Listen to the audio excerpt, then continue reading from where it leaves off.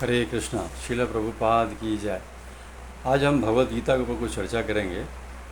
जी, कुछ लोग पूछते हैं कि हम चिंता और शोक से कैसे छुटकारा पा सकते हैं।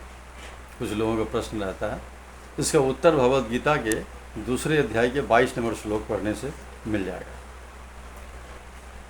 और प्रश्न है कि शांति प्राप्त करने के लिए स्थिर मन तथा अलौकिक बुद्धि कैसे प्राप्त किया जाए। ये भगवद गीता के दूसरे अध्याय के 66 नंबर श्लोक मिल जाएगा।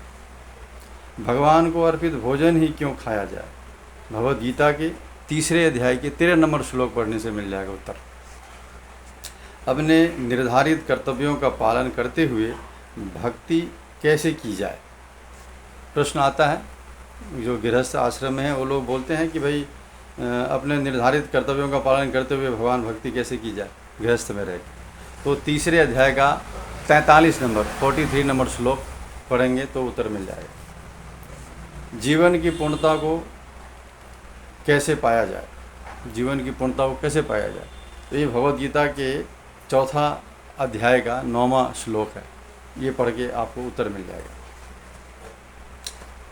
धर्म अर्थ काम तथा मोक्ष को कैसे पाया जाए। तो ये भगवद गीता के चौथे अध्याय का 11वां नंबर श्लोक है। इसको पढ़ेंगे तो आपको उत्तर मिल जाएगा। तो इतना उत्तर सब बताना संभव नहीं है, इसलिए मैं नोट कर रखा है, बता रहा हूँ आपको। 7वां प्रश्न है कि आध्यात्मिक गुरु का आश्रय कैसे लें।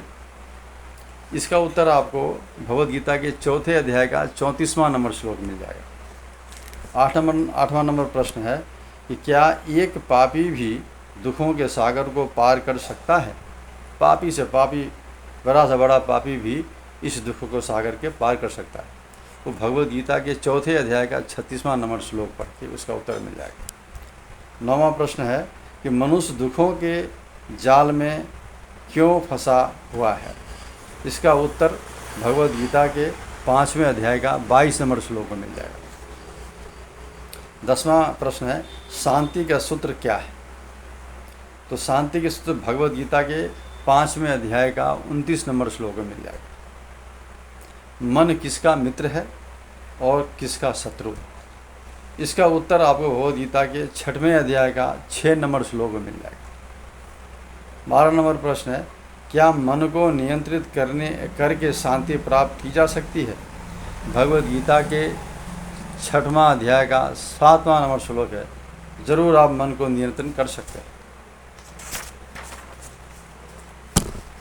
13वां नंबर श्लोक है चंचल मन को कैसे नियंत्रित करें, चंचल मन के ऊपर कैसे नियंत्रण प्राप्त करें।